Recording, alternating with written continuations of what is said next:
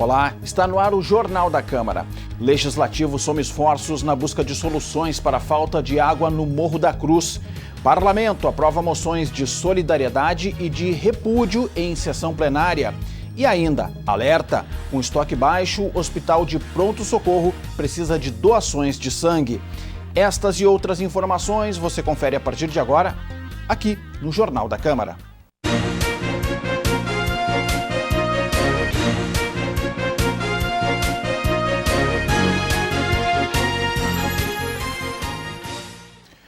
O presidente do Legislativo, o vereador Edenir Sequim, juntamente com outros parlamentares, esteve no Morro da Cruz, zona leste da cidade, nesta quarta-feira.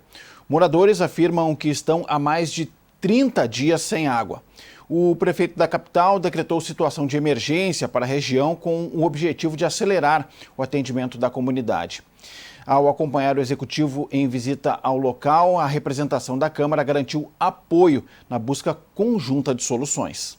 O prefeito Sebastião Melo, juntamente com membros do Executivo, vereadores da Câmara Municipal, Defesa Civil, Ministério Público e ICE Equatorial, percorreram alguns pontos do Morro da Cruz para ver de perto a situação da falta de água. Moradores relatam que o problema começou antes mesmo do Natal. Ficar mais de meses sem água. A menina, um mês com as crianças doentes dentro de casa, não tinha como buscar água em lugar nenhum. Eu gastei muito, eu faço faxina, eu tive que cancelar a faxina para mim poder ajudar os vizinhos, para poder juntar água para mim, entendeu? Tem dois pontos bem graves aqui no Morro da Cruz, que a gente tem, é sabedor, da baliza e aqui, onde a gente está, que estão desde o Natal. Então, pessoas que já na véspera de Natal tomaram um relato de que tomaram banho de canequinha. Então, assim, essa falta de água, ela é muito grave. Muito triste para nós ver uma mãe optar em dar um copo de água para o filho, ou dar um banho, ou tomar, ou fazer uma panela de arroz.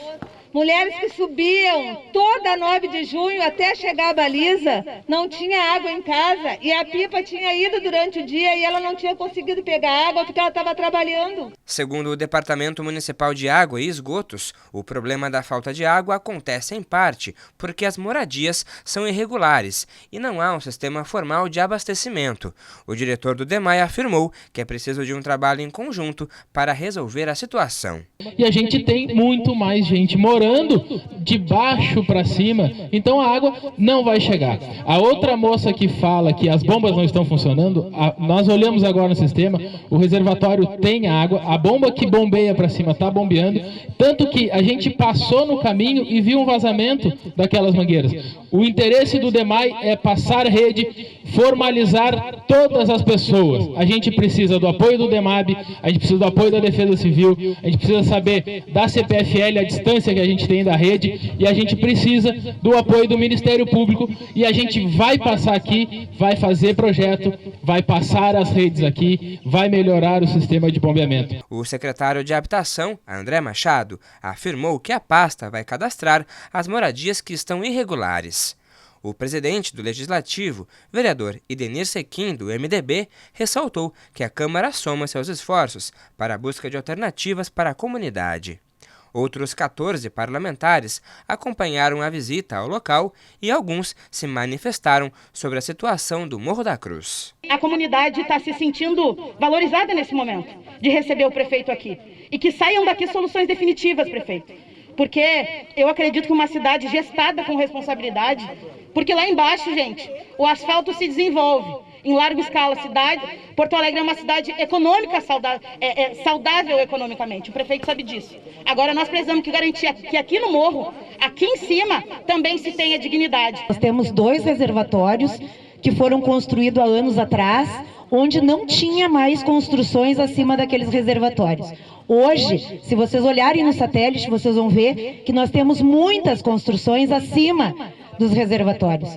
Então nós temos, e aqui a gente não está para julgar se tem construção irregular ou não, a gente está para achar solução, como eu disse, mas tem muita casa acima do que foi construído há anos atrás. Respeitosamente fica aqui o nosso compromisso para que a gente possa trabalhar coletivamente. Eu acho que o corpo político da cidade está aqui na demonstração de que nós queremos uma solução e nós vamos precisar, inevitavelmente, do nosso corpo técnico da prefeitura. Está aqui o Alexandre, do DEMAI, para que a gente possa construir uma solução de curto prazo, mas uma construção definitiva de longo prazo. O diretor da CE Equatorial afirmou que serão realizadas 22 mil ligações de luz na comunidade. O prefeito Sebastião Melo disse que uma das medidas que podem ser tomadas no momento é a instalação de reservatórios nas residências. A curto prazo não tem como chegar à rede aqui daqui uma semana.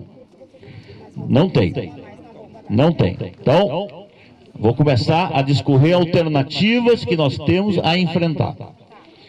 Eu determinei hoje ao DEMAI que olhasse uma lista, uma ata, aderisse uma ata ou emergencialmente e comprasse caixa de água para tantos quantos precisar nessa região, desde que haja um atestado. Falei com o SENGE, com os sindicatos dos engenheiros do Rio Grande do Sul, que disseram que poderia atestar para saber se dá para botar uma caixa d'água. Se botar e cair sem um atestado, nós vamos ter problema. O prefeito decretou situação de emergência em 5 locais do Morro da Cruz para acelerar a implementação de medidas a curto prazo, além da criação de um grupo de trabalho com representantes da prefeitura, vereadores e moradores para a busca de soluções.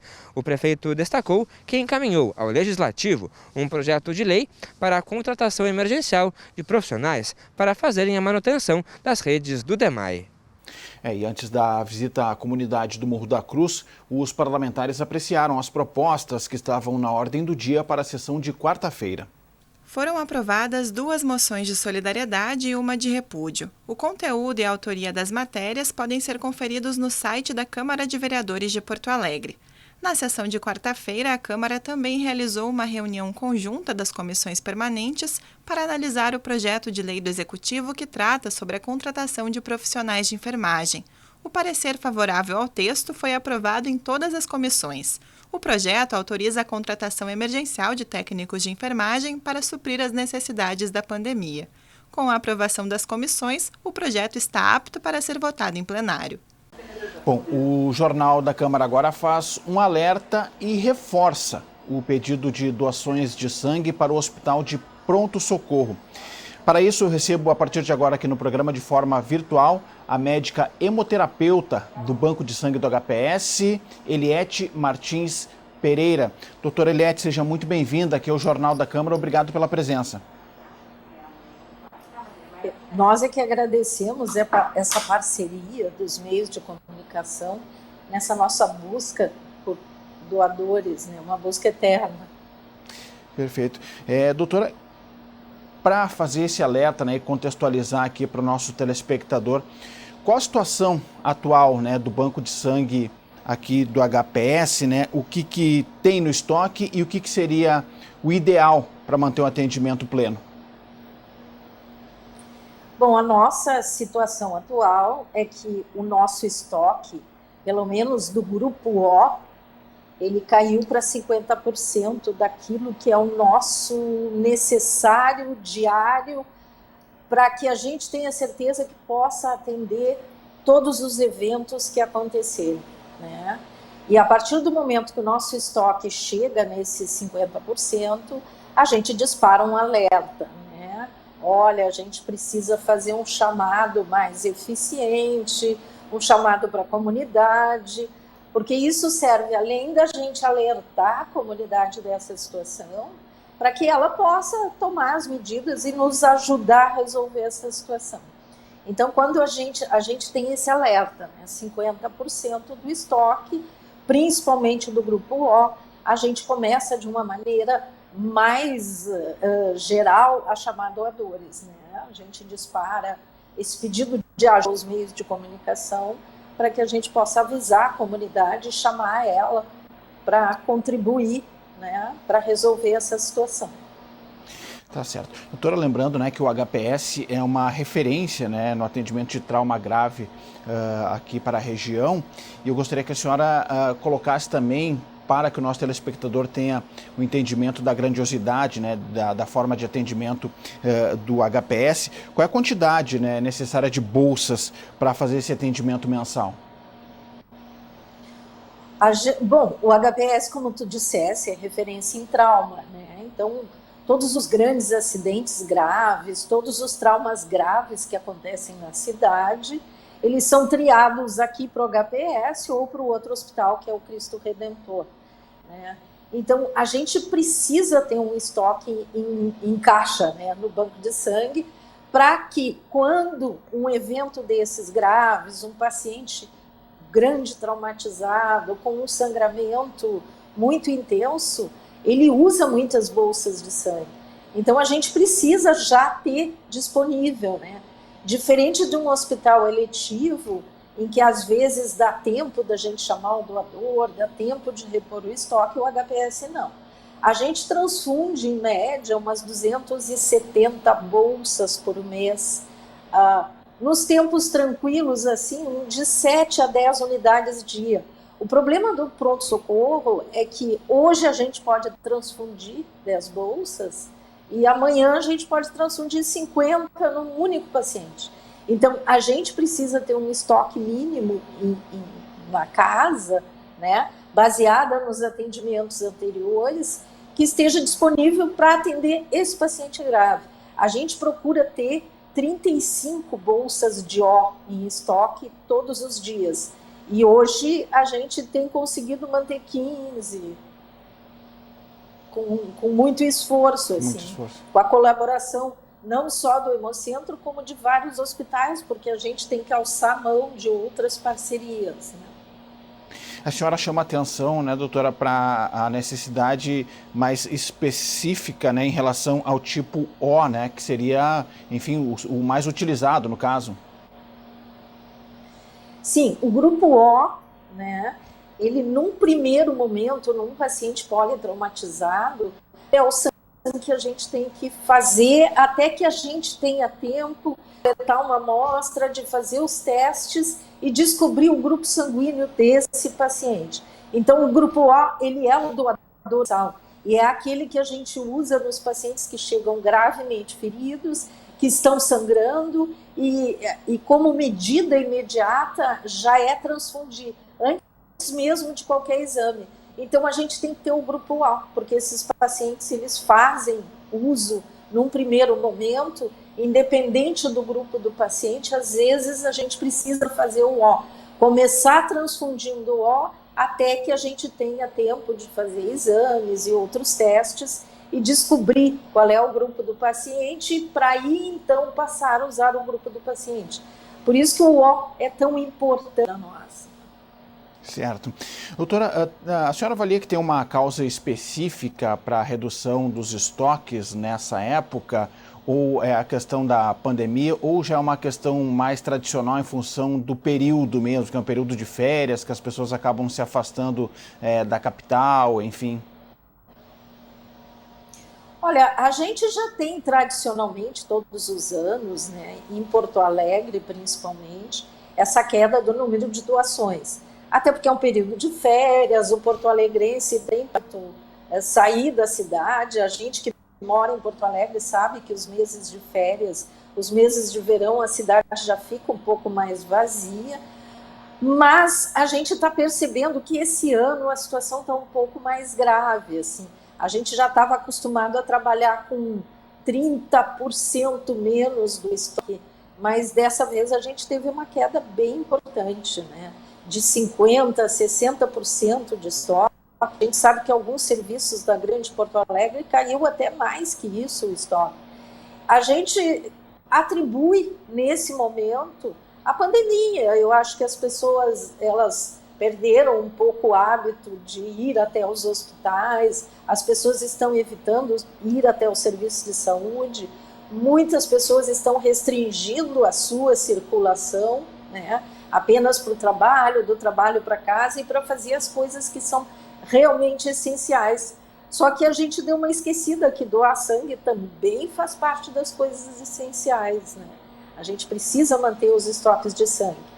A gente, nesse momento, está atribuindo a pandemia. Eu acho que só depois que acabar a pandemia, a gente vai descobrir se essa queda ela vai ser uma coisa mais crônica ou se realmente foi só a pandemia que agravou. A gente já tinha uma diminuição, mas esse ano a gente está vivendo uma situação um pouco mais atípica, assim.